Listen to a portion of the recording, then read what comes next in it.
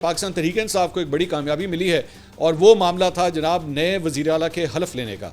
Peshawar high court में यह मामला चल रहा था। आज फैसला महफूज किया गया। अब से कुछ देर पहले जो है वो फैसला सुना दिया गया है और उसके अंदर फैसल करीम कुंडी साहब जो गवर्नर हैं उनको अदालत ने ये हुक्म दिया है कि आप कल हर सूरत जो है वो चीफ़ मिनिस्टर से नए चीफ़ मिनिस्टर से हलफ लें।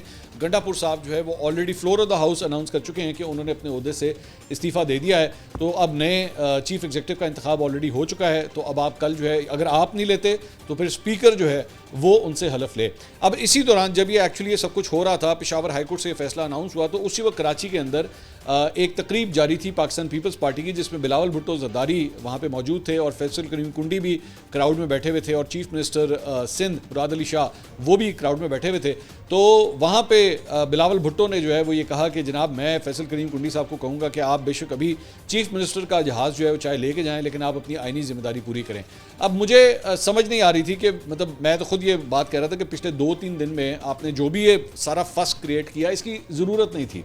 मेरे ख्याल में it was quite embarrassing for Pakistan Peoples Party के इस मामले को एवी बिला वजह लिंगर ऑन किया गया।